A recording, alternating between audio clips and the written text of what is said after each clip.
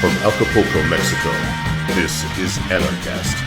Actually, Heather and I started watching, a lot of Liberty podcasts, and we stumbled across a really interesting show. It's called the Anarchast. And basically, it's a guy kind of like what we're doing, except for he's in Acapulco in a very luxurious resort, and he is smoking cigarettes probably more than me, which is cool. No, I support not more smoking than you, dude. Come 100%. on. And this guy's badass. He has awesome he does awesome interviews, and he's a great interviewer. And let me tell you a little bit about our guest. Anarcho-capitalist, libertarian, freedom fighter against mankind's two biggest enemies, the state and the central banks. Jeff Berwick is our guest, and he's the founder of the Dollar Vigilante and CEO of TDV Media and Services and host of the popular videocast Anarchast. Jeff is a prominent speaker at many of the world's freedom, investment, and gold conferences, including his own Anarchapulco, which is kind of hard to say if you've been drinking, as well as regularly in the media, including CNBC, Bloomberg, and Fox Business. Wow. Jeff's background includes the financial markets, which dates back to his founding of Canada's largest financial website, stockhouse.com, in 1994. In the late 90s, the company expanded worldwide into 8 different countries and had over 250 employees and a market capitalization of 240 million United States dollars at the peak of the tech bubble. To this day, more than 1 million investors use stockhouse.com for investment and information every month. And Jeff considers himself a citizen of the world. He has lived in, God, the list goes on. He's lived everywhere. I think he travels. I think that's what I don't think anyone could live that short in one spot.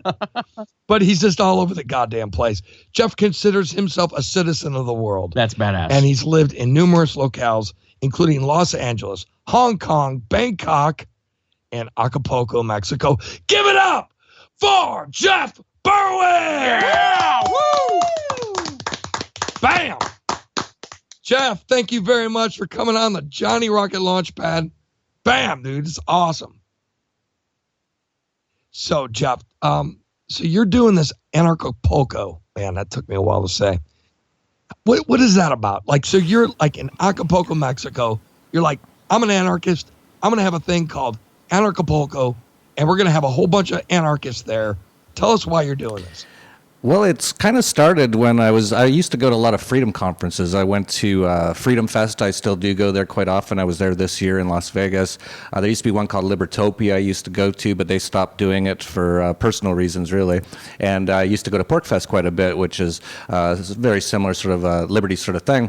Pork Fest was by far the most really anarchist sort of conference, but there was still a lot of statists there. There was still a lot of minarchists and big L libertarians and all that sort of thing. And I started sort of complaining about it. And I also complained that all these conferences were in the U.S., which is like the least free country on earth other than maybe North Korea and Cuba and maybe Venezuela.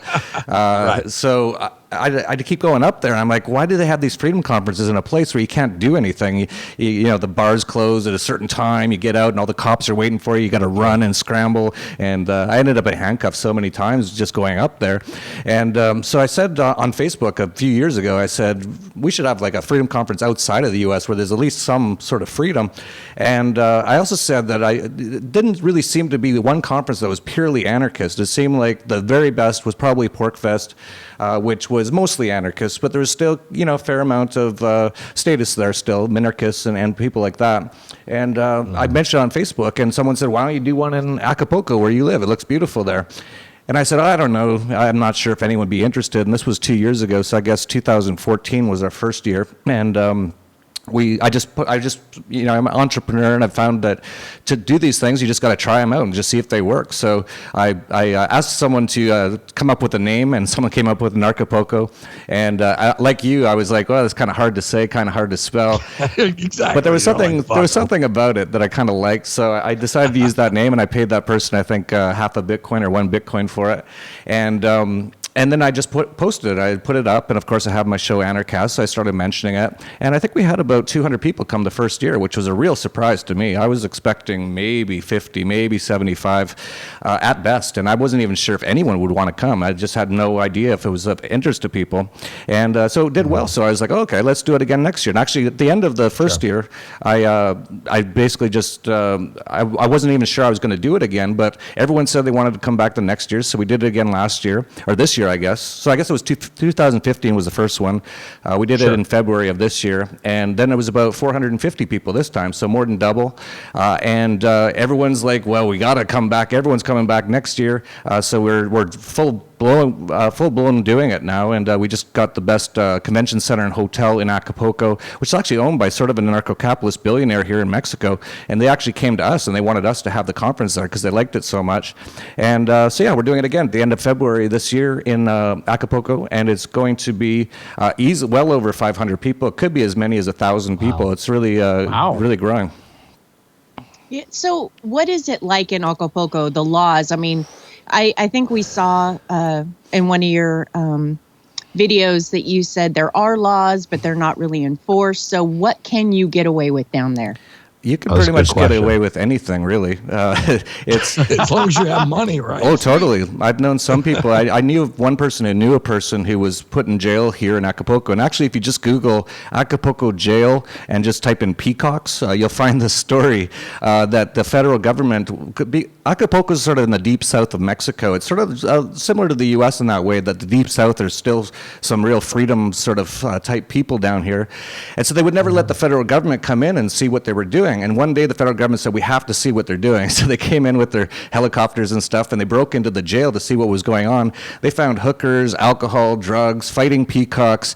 And this person that I knew who knew someone who was there, he was actually supposed to be in jail for a number of years for something, and he would just pay enough that he could just come and go whenever he wanted. It's wow. Yeah. The almighty dollar. Yeah, and it usually isn't that much crazy. Even. So I've actually been trying to get arrested here numerous times just to get into that jail, but I can't get arrested. I can't get arrested here. What the fuck is going on? It's almost impossible.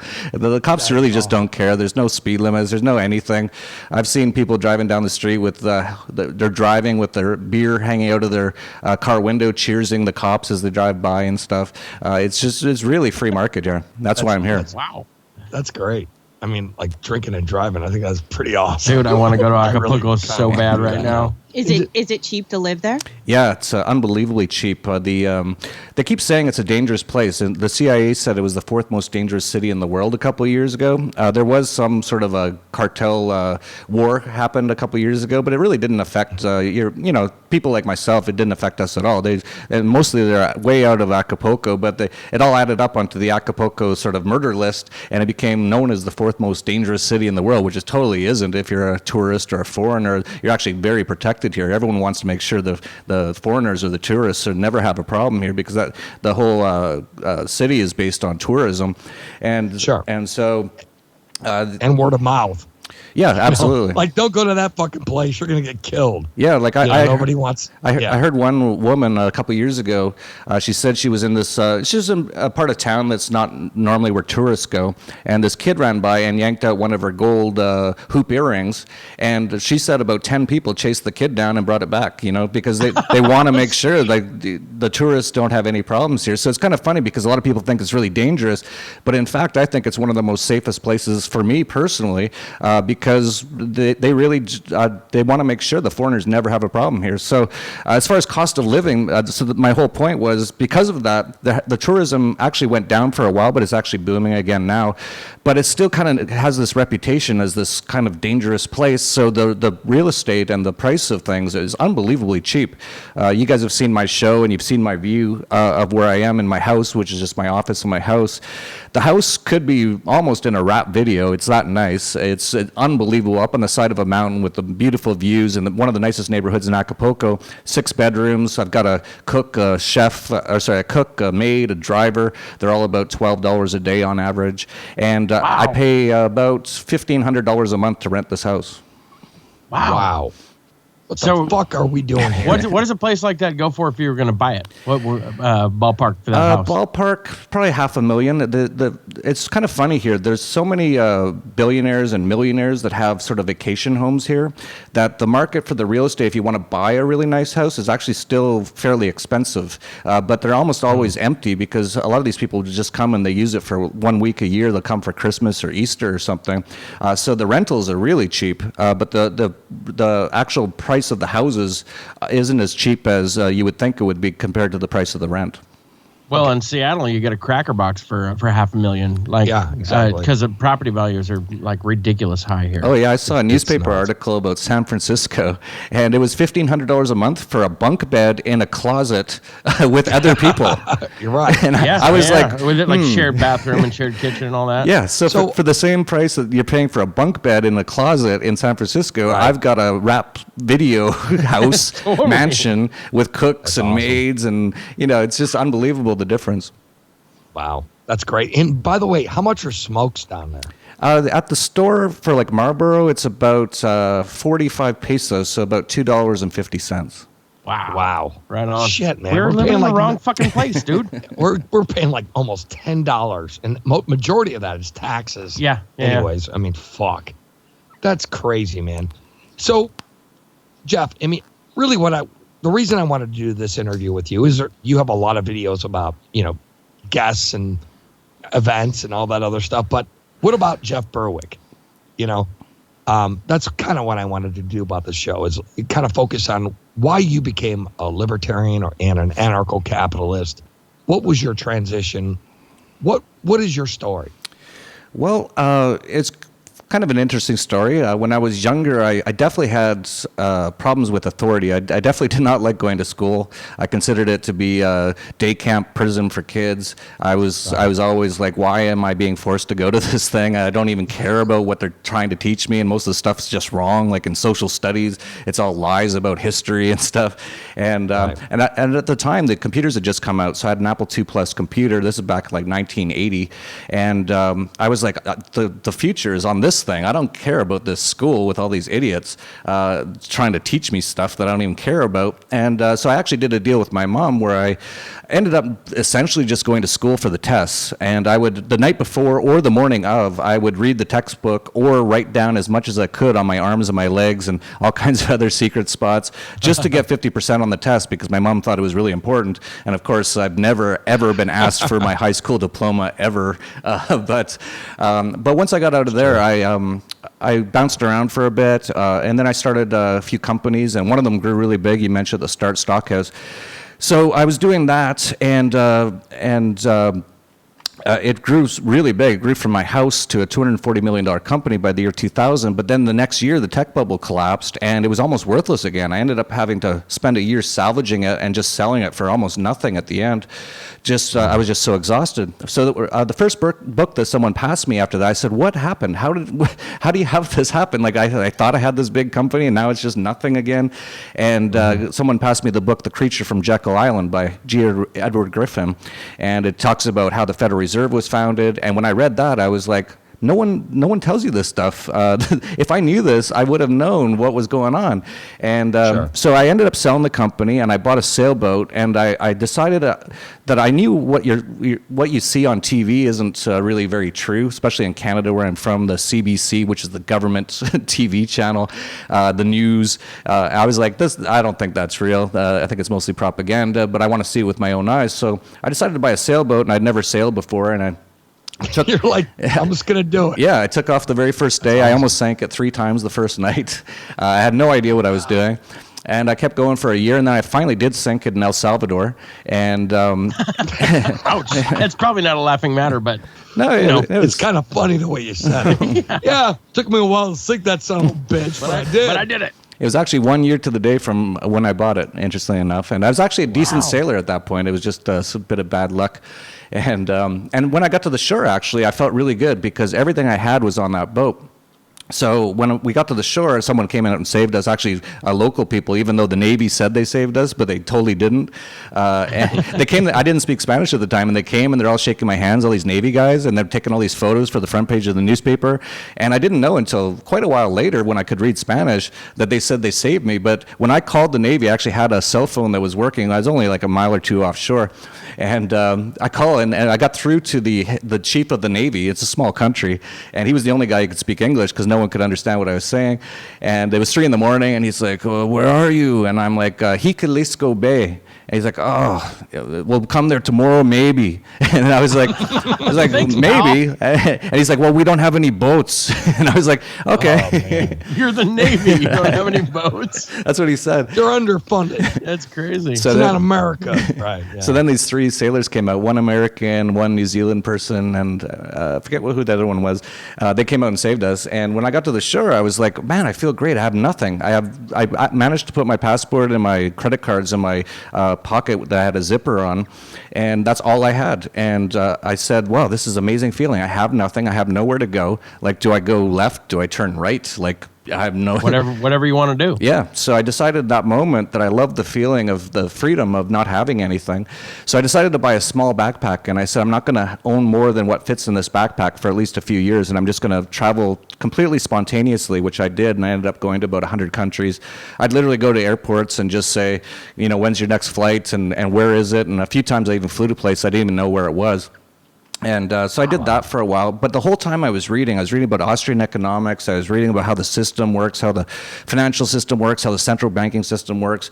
I was also reading up on libertarian philosophy and stuff like that, and I was really getting into all that stuff. And it was around 2008 I decided, okay, it's time for me to do something again. It's been like 6 years of not doing anything really. And so I decided to start the Dollar Vigilante at that time.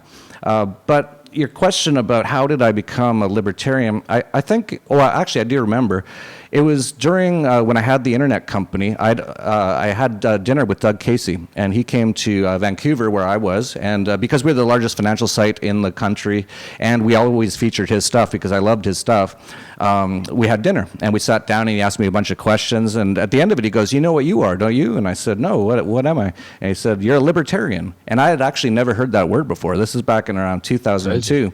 The word wasn't that well known back then, and I said, "What, like liberal?" And he's like, No, libertarian." And he explained it to me, and I said, "Oh yeah, that sounds kind of like me." And then he asked me a few more questions, and he said, "You know what you are, don't you?" And I said, "No." And he said, "An anarchist." And I said, "What, like those people who throw bombs?" And he's like, No. No, it's different. It's different. And that's right. Pretty much from that point forward, I just read everything I could from all the best, sort of minds in liberty. And then I think I always kind of was an anarchist. I never liked anything to do with the government. I didn't like going to the schools. Even when I ran my company, I tried not to do anything like pay taxes or anything. I wanted no involvement from the government. But I didn't really fully realize what I was until that point, which was about 15 years ago. Crazy. That's a great story. Yeah, no doubt, man. Was your company based in Canada? Yeah, I was based in Vancouver. Oh, okay. So you're not like really far from where we are now. I don't know where you are. Seattle. Oh, yeah. Very close. Yeah, you're just like up the couple hours Couple away. hours. An Yeah, hour away. actually an hour away. Yeah, Maybe not that 2 far. hours.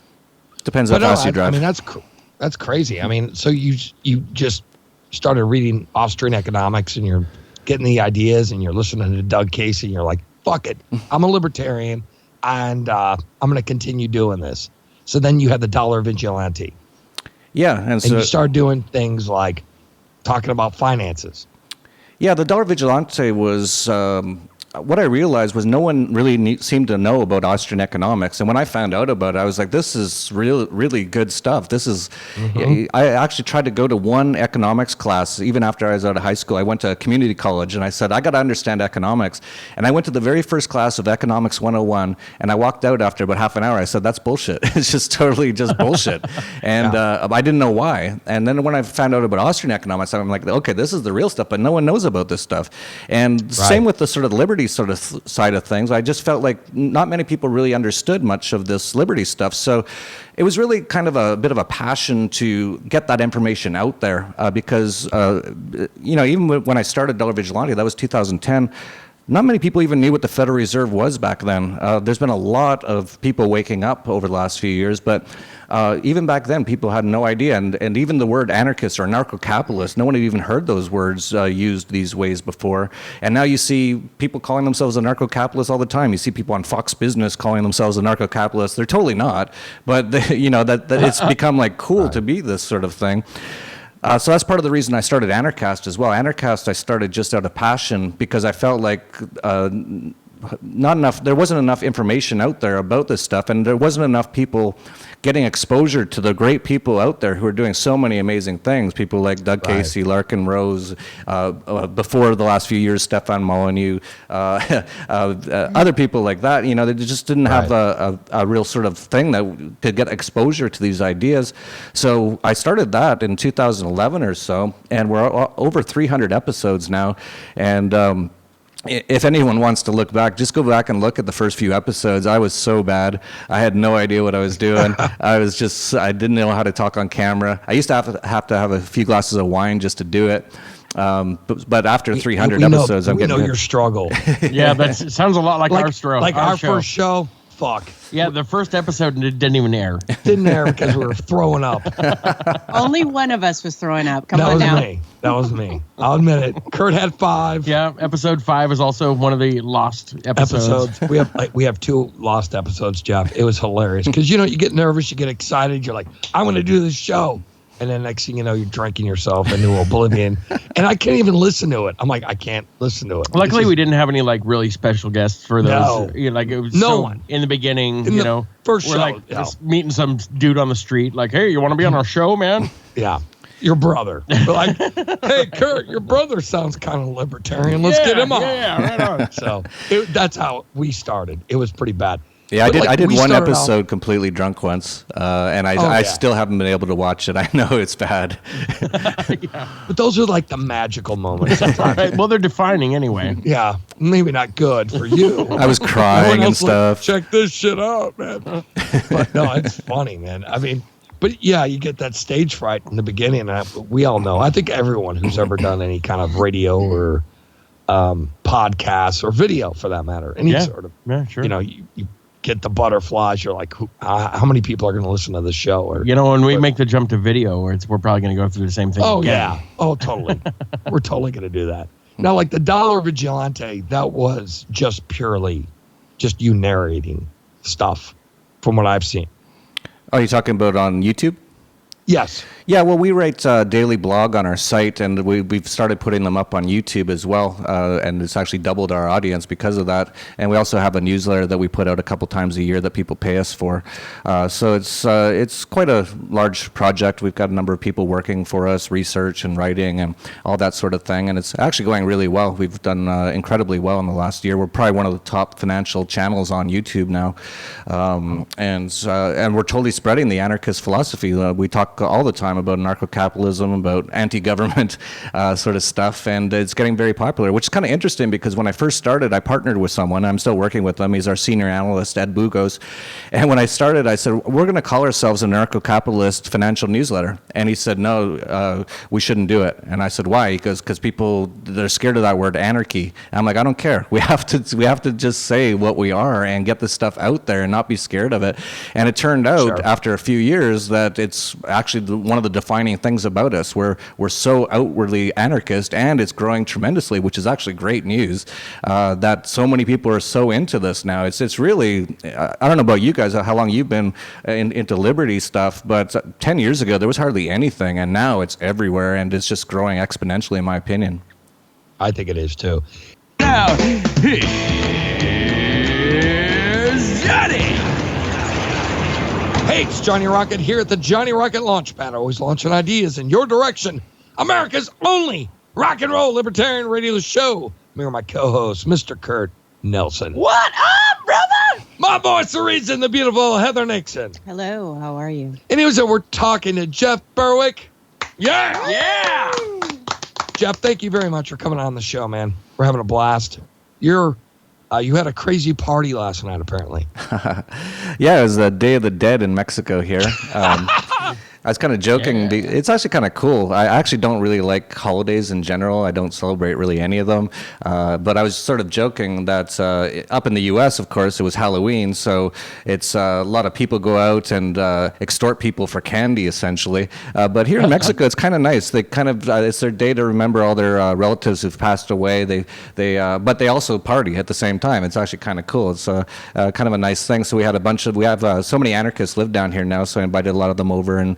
A little slow today after a pretty wild night. Right on. That's crazy. Like you were partying out all night. You're like drinking booze. I love it. Anyways, man, what we do on the second segment, it's called Rocket Fire. What we do on Rocket Fire, sir, is I'm going to ask you a series of 10 questions. These questions will be philosophically related. And if you can answer these questions between 30 to 60 seconds, that'd be awesome. You, sir, Jeff, are you ready to play Rocket Fire? Let's do it. Question 1. Why do you think some anarchists do not think anarcho-capitalism is a form of anarchy? I have no idea. It makes no sense whatsoever. A lot of the people who say that, they call themselves anarcho-communists, which actually that's correct. That makes absolutely no sense whatsoever, because communism, in order to really do it, you kind of need some people to go around and make sure that everyone gives all their money to everyone else. So you sort of need a government to have communism. Now, you can have a voluntary communist sort of a thing, but that's not usually what these people have in mind. And so a lot of the sort of older school anarchists that are into communism, they think because in the early days of anarchy, a lot of the early anarchists were quite socialist minded. They think that anarchy is tied to communism or socialism, but it really isn't. Anarchy doesn't really need to be tied to anything. The word just means no rulers, and from there you can do whatever you want. The reason I call myself an anarcho-capitalist is to differentiate myself from those commies. Yeah. I like that answer. Question 2. Could a constitutional government be okay with most anarcho-capitalists as long as that government is agreed upon? Yeah, if it's agreed upon, it wouldn't be a government, though. So that's the only sort of thing. That's the thing that anarchists have a problem with, is that it's not voluntary and we're forced into these things. Essentially, every country in the world has a criminal gang that tells you what to do and takes your money. And we don't like that. I'm quite surprised anyone likes it, but apparently some people... I don't think anyone does. Yeah, it's kind of weird. It's this weird sickness that a lot of people have. So if you had a government and it was all voluntary, that'd be fine. People can have as many governments as they want. I don't care. I'd actually like to see 7 billion governments on Earth. But if you want a government, but I don't have to be a part of it, and you don't extort me, go right ahead and have a lousy time. I love it. Fantastic. Question 3. Why should we place little or no value with the term equality? The term equality gets so skewed, as most words do today. They try to talk about it like that's, we want equality. What they're talking craziness. You want all people to be the same. First of all, I wouldn't want to live in a world where everyone's the same, where everyone's the best basketball player, where everyone's the best football player. But essentially, they use these words because they sound nice. So equality, yeah, that sounds great. There's a lot of people that hear that word. Oh, that sounds great. So how are you going to do that? Well, we're going to extort these people and rob these people, put these people in cages, and then we're all going to be basically the same. Yeah. Oh, man, that's a great answer. Question 4. Why do you think anarchy is not more widely embraced, though, as a political ideology?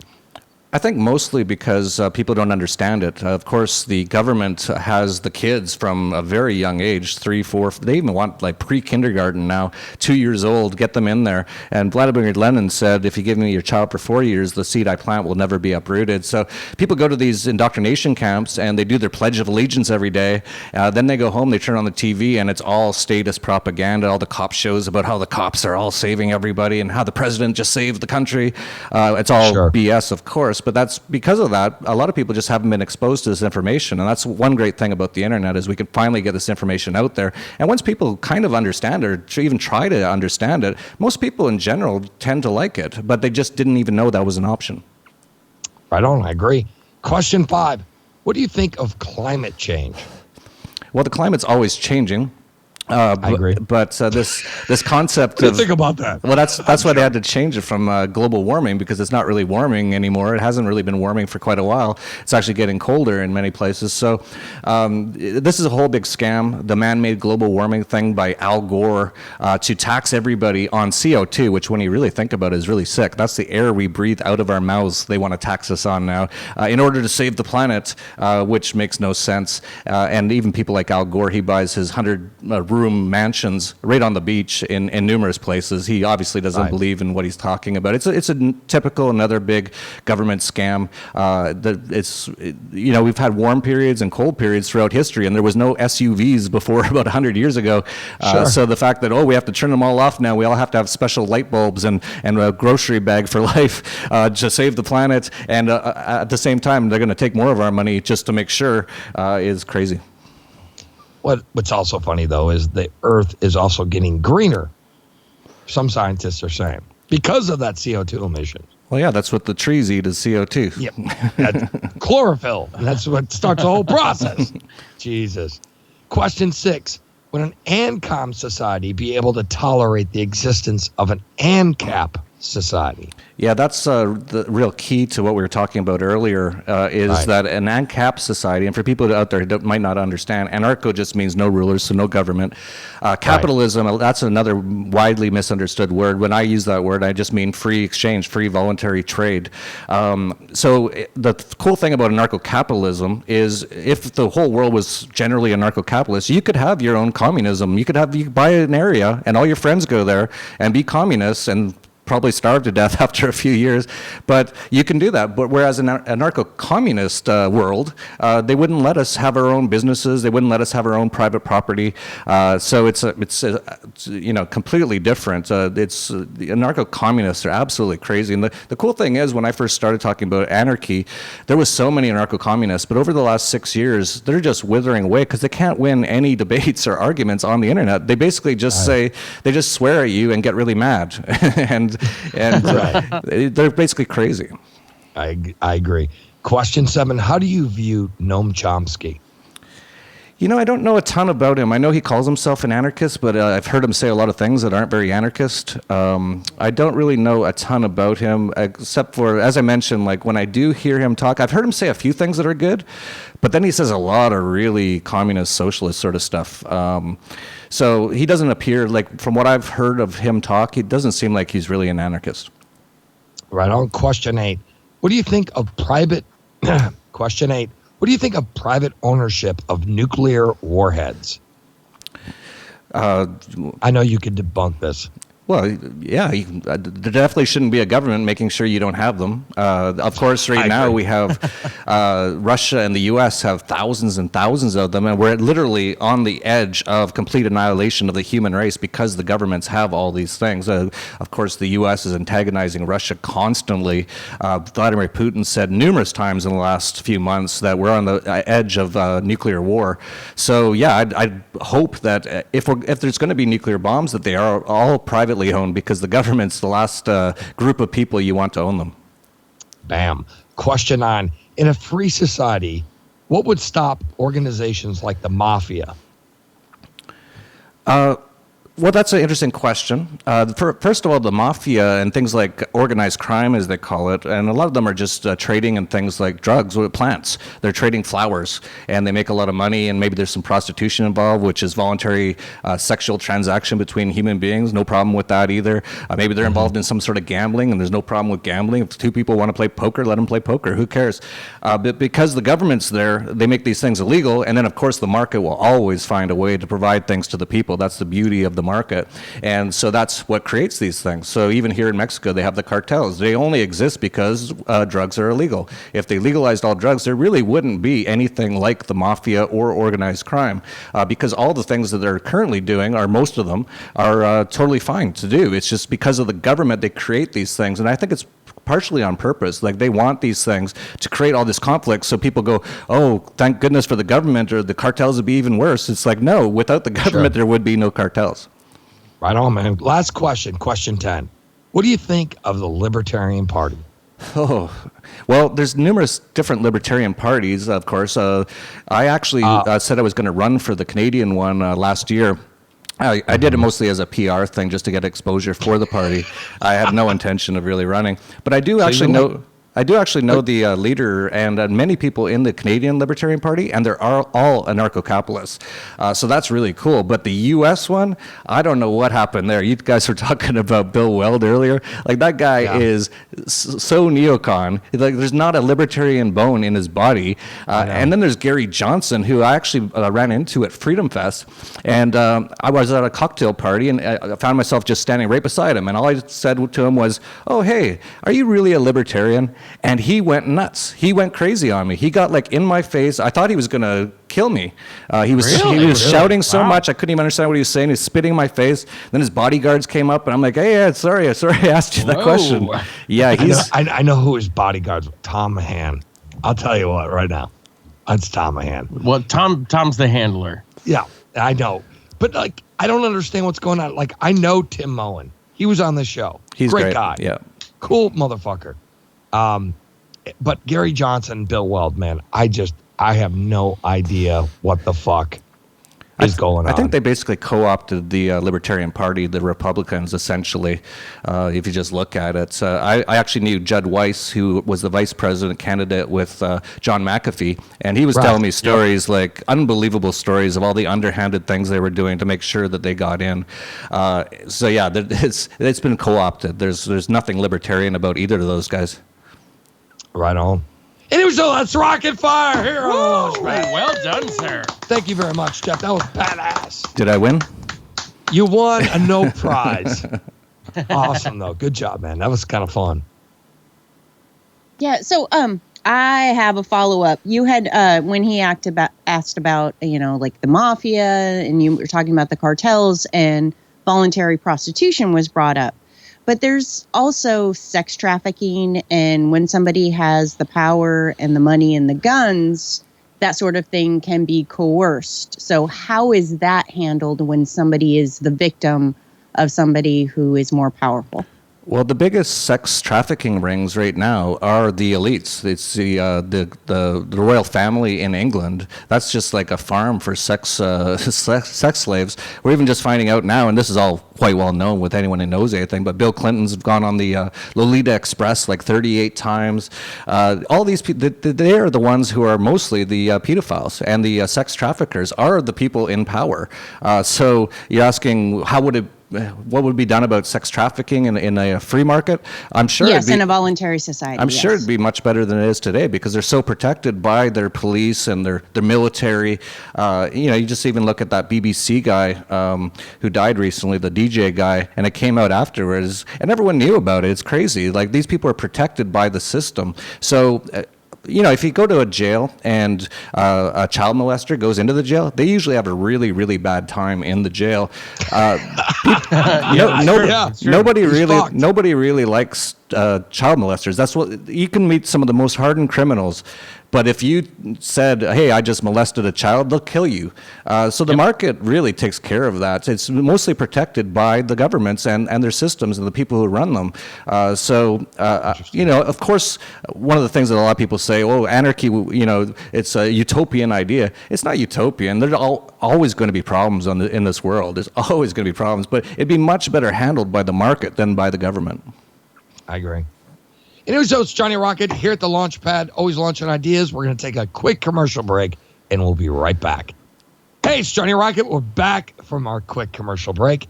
And so, Heather, you had some questions from Facebook, and she was going to ask you, Jeff. She said she does this thing every once in a while when we have a big guest, and she's like, "Hey, we have Jeff Berwick, Anarchast, and do you have any questions for him?" And she has a few for you from some of our people in the radio waves in the audience. Yep, pulling it up, and I'll just keep talking until he's I'm. So how's it going over there? So and I actually only got 2, but I blame because I posted it right before the whole Bill Weld thing hit, and so most of the people I'm quote unquote friends with, I think were blinded by the Bill Weld distracted. Controversy. Right, exactly. He's a traitor. Okay. He is a traitor. He is, yes. Yes. Not a financial one. Yes, I can say he's in Trader now because this is going to air after. Bam. Yeah. Okay. You can do it. Yeah. Fuck the contract. So, Mr. Martinez would like to know, does government have an obligation to guarantee credit for legal tender, or is free banking the more honest practice? That's a strange question. I don't know why anyone would think that the government needs to guarantee legal tender. Without the government, well, of course, all the money today is all fiat currencies printed up at will in crazy amounts, which destroy the economy. So we should get rid of the central bank. Central banking is actually a tenet of communism. It has absolutely nothing to do with capitalism. And of course, in the U.S., the Federal Reserve was installed. It's actually the third central bank. They got rid of the first two. They burnt them to the ground because they're so bad. But the Federal Reserve is managed to last more than 100 years. I don't think they got much time left, actually. But in 1913, there was no income taxes in the U.S. And then they installed a central bank, and in the same year, they installed income taxes. So I don't know what. This is a really weird question that the government needs to guarantee credit on legal get the government out of the money system. We have things like Bitcoin and gold and silver and all kinds of digital gold and silver and cryptocurrencies, and the market will always come up with the best way to have money, and it'll choose its own money, and people can choose whatever money they want. That's actually been the case throughout human history. It's only been really a disaster since central banking has become worldwide, and it was actually Ron Paul who said it's no coincidence that the 20th century was the century of total war, which was also the century of central banking. You can't actually have all these massive wars without central banking, and the central banks actually back both sides. They're some of the most evil terrorist organizations in the world. Bam. Right. And I think some of our listeners / friends might not be, they're not, I would say, not even going down the rabbit hole. They might be peering in to see what's in there. So we're trying to help them along. Okay. Sorry, my thing closed again. Let me open it back up. Sorry. And the second question, and we probably know what your answer is. So there was this big, huge debate recently, just sort of background about if the Libertarian Party got major party status, should or shouldn't they take the funds, which is the inspiration for this question, because there was a debate whether or not they should. So the question is from our friend Zach Banks. Aside from the dollar amount, what is the essential difference between an individual's mortgage interest tax deduction, a corporate massive tax break like Boeing, and a candidate for president accepting federal funds? Man, these are confusing questions. I'm not even sure what do you get the point of this question? It's very no, all over the place. I think basically, how about this? Why don't we just say, should the Libertarian Party or any Libertarian Party of any country take government money? Oh, okay. That's a much easier, simpler question. I went to public school, so I can't think very deeply. But yeah, I'm actually in favor of always taking money from the government. Take as much as you can. Everybody just take it all until it's bankrupt and it just goes away. So yeah, I have no problem with people taking money from the government. They've obviously taken a lot from all of us over our lifetimes. I don't even know how much I paid, even though I avoided a lot of it, but it's a very large amount. So yeah, if I could just write a thing to the government and they'll give me $1 million, I'll do it in a second, and I'll spend it in the free market and mostly on things to get rid of the government. So would you advocate for someone like getting on food stamps and things like that then? Yeah, I think everyone should get on. I think most people in the U.S. are already on them. There's already 50 million people in the U.S. on food stamps. That's 1 in every 6 people. It's actually 1 in every 4 children in the U.S. is on food stamps. Part of that's actually quite sad because they're so broke and impoverished from the central bank and the government and the taxes and the regulations and all that. But yeah, absolutely. Take as much as you can from the government. Absolutely. Bankrupt them as quickly as possible. Well, I actually worked at the welfare office for 3 years, and I can tell you that a lot of those people lie. I'm going to go ahead and say that. Yeah, good. I guess what I'm going to say is, though, I mean, if we want to stop the system, I mean, there's different ways of how libertarians can stop the system. I think if we continue to, stop the spending that we don't have and slowly get rid of government versus just abolishing it, I may have a different tactic than most anarcho-capitalists, but we can work towards that incrementally through social norms, more or less. That's how I view it. Yeah, I don't. Well, But I don't never- know. I don't know if it's necessarily a good thing that continually perpetuate the system by taking money from the people who are in essence being stolen from. I agree with you on that. I mean, every libertarian would agree. But I don't know if that's the way to stop, or I could be wrong. I just have no problem with people taking money from the government. I just that money's already been extorted. It's already been stolen. It's really sad that it already has been. But then get it out of their hands as quickly as possible. And I agree with your point on just abolishing the government. That's never going to happen in that way. I think it has to be incremental. It has to be steps. That's why they're actually really scared to let go of this war on drugs, because we're seeing more decriminalization of marijuana in the U.S. Sure. Portugal, as one example, actually decriminalized all drugs about 10 years ago, and it's much, much better. There's much less drug addicts, there's much less problems, there's much less crime, and so I think that's sort of the way, and that's why they don't want to let this war on drugs go, because as soon as they do, everyone's going to go, hey, this is actually way better. Why would we need, maybe why don't we get the government out of this one too? Why don't we stop this thing? That it's really a information war. We have to get this information out there to people because they just really don't know. They're still brainwashed from their mainstream television programming, and it's called programming for a reason. And they just don't get access to this information. So it's really, that's why I really support shows like yours and anyone doing shows like this, because it gets the information out there. That's really the key. Once people understand what's going on and what the real problem is, things can change very quickly. I think it's all about talking about these things too, to bring up these points. I mean, like, you have shows that, have the Republicans and the Democrats, and they're going, well, you're not spending enough money and you're spending too much money. And it really boils down to, fuck you both. If you get those blinders off, and we need to get this message out, we should be thinking economically, and we should be thinking free. And we shouldn't have any influences of the government or the public education or what the news feeds us. And I think a lot of society falls into this trap, just like football, games, all this other bullshit that they keep people occupied with. Bread and circuses. That's exactly right. It's an old game plan. It's thousands of years old. Exactly. So I think this is really what's going on, and so if we expend, if we make this shit fun, where people are not listening to and today the world's going to end, you got to have entertainment value behind it, I think, and I think that's what sells the message. Yeah, absolutely. Like Eric July, he was our last guest on the show. Yeah, he's great. He's going to be performing at Anarchapulco, by the way. I saw that. Yeah. It's awesome. Yeah. He's a badass guy. And we both came to the conclusion, we just got to spread that message of liberty. And if we make it fun and entertaining, that's how we win hearts and minds. We don't win hearts and minds by being, I can give you facts.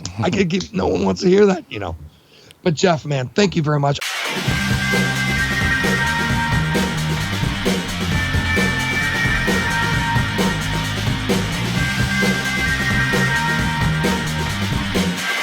From Acapulco, Mexico, this is Anarchast.